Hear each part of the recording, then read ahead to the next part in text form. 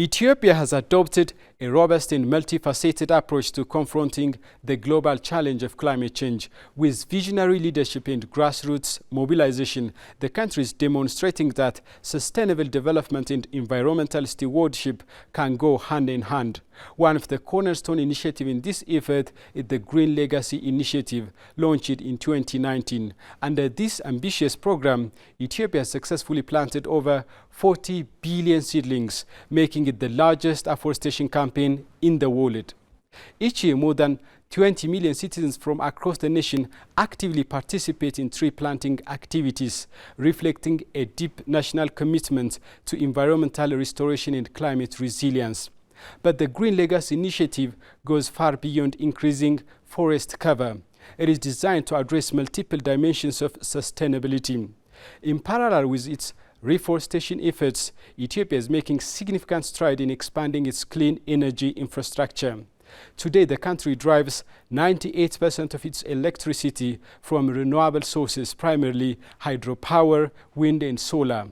This transition not only reduces greenhouse gas emissions, but also ensures long-term energy security and economic growth. At the heart of Ethiopia's renewable energy revolution stands the Grand Ethiopian Renaissance Dam. As the largest hydropower project in Africa, Grand Ethiopian Renaissance Dam symbolizes Ethiopia's unwavering commitment to sustainable development. It delivers wide-ranging benefits, social, economic and environmental, not only within Ethiopia, but across the region, fostering cooperation and shared prosperity. Ethiopia's climate initiatives are yielding tangible results and gaining widespread recognition. The country's practical, inclusive and forward-looking solutions are being celebrated across the African continent. Many African leaders and citizens view Ethiopia's effort as a source of inspiration and blueprint for climate action. I'm so much impressed about Ethiopian mitigation activities. I've seen how they are trying to do a lot of hybrid cars. They are doing a lot of hybrid cars, which can help save the environment.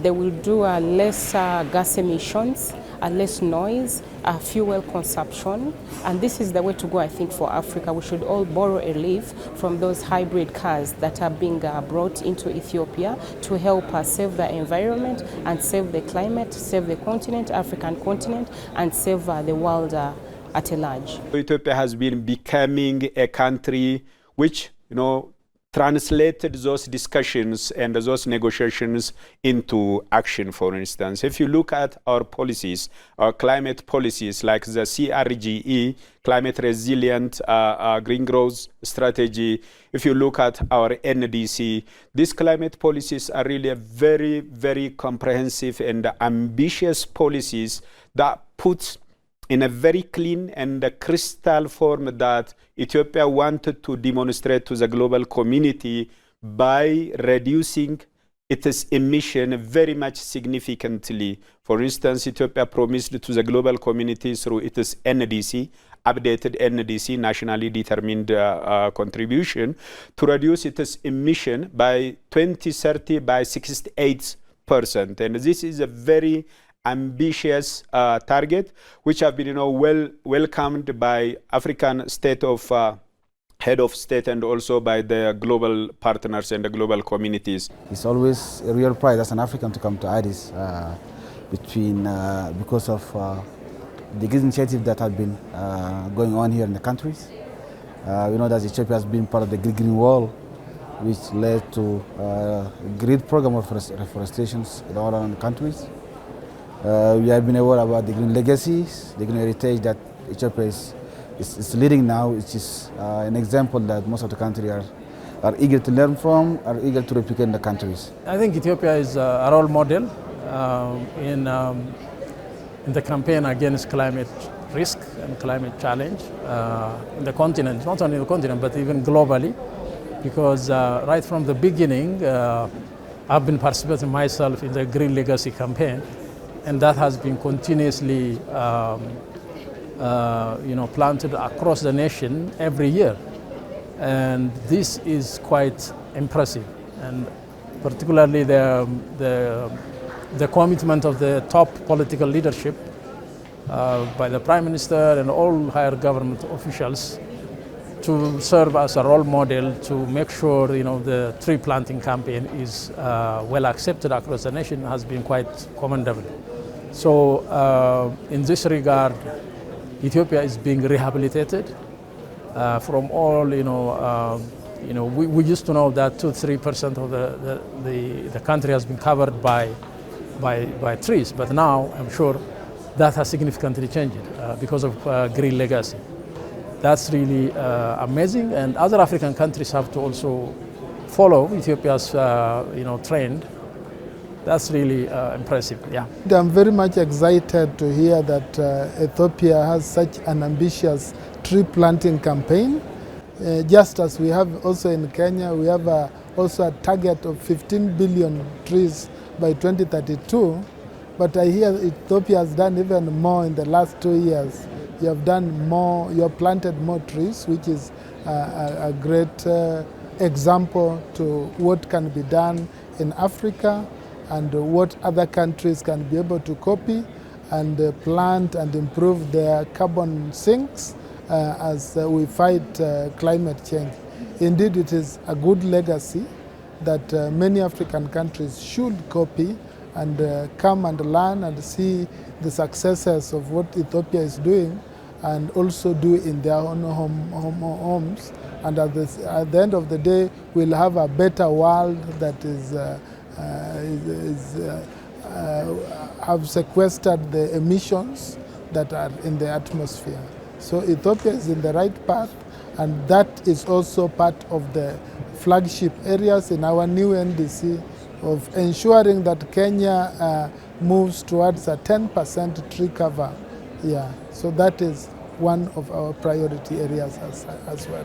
The Green Legacy Initiative is a model that we have discussed a lot of it at several roundtables here, and the Minister of Agriculture and the authorities have come to showcase to us the success, and we believe that it is a new approach that African countries can do. What is so impressive is the community ownership. That is where communities are actually being the custodians of the land, and the land is managed in a way that the proceeds from the forestry initiatives goes back to the same community. Yeah, so we are very happy to learn that afforestation can be managed as a business, and not only as a business but also as a community development initiative. So there is a combination of economics, that is business, and social benefits that has been combined, and is a model for those of the countries that have come and have participated in panel discussions to examine that, and is very good.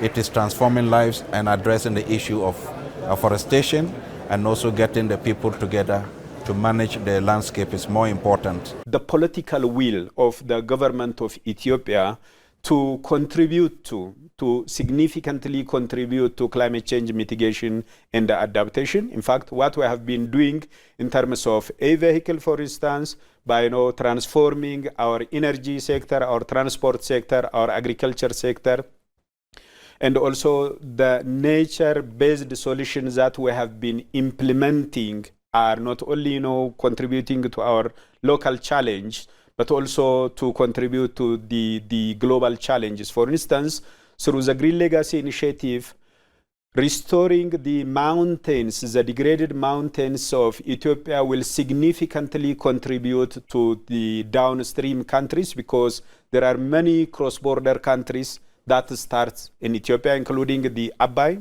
later on the Blue Nile. Without those nature-based solutions implemented by the political will of the government of Ethiopia, that means that the downstream countries are going to face more challenges or crises because of water scarcity, flood, and so on. Guided by purpose, we are implementing initiatives that shows the power of vision and community efforts. In 2019, we launched the Green Legacy Initiative. 7 years on, we have planted over 48 billion seedlings.